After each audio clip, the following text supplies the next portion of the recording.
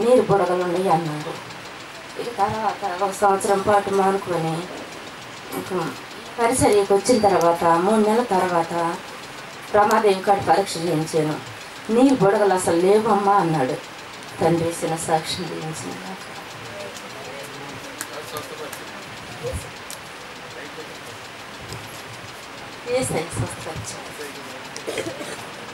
హల్లెలూయా హల్లెలూయా.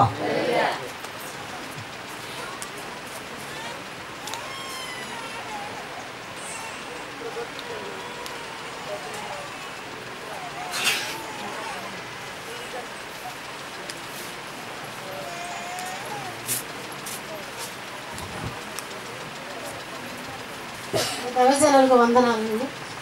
సంఘం సిస్టర్స్కి బ్రదర్స్కి నాకు వందనాలు. నెల 20 రోజుల నుంచి ఎంతో శోధన అనుభవిస్తున్నాను. మా తల్లి విషయంలో మా అమ్మగారికి ఒంట్లో బాగాలేదు. ఉన్నట్టుండి ఒకసారి చాలా సీరియస్ అయిపోయింది. అసలు ఏమీ లేకుండానే తిరుగుతూనే సడన్గా హాస్పిటల్లో తీసుకెళ్తే అన్ని టెస్టులు చేయించి ఇంకా 2 ఆపరేషన్లు పడతాయని మాత్రం చెప్పారు. ఆపరేషన్ పడతాయని చెప్పినా కూడా అవి బ్రతుకుతాను మరి చెప్పలేదు. 90% గ్యారంటీ చెప్తాను, 10% చెప్పలేరని చెప్పారు.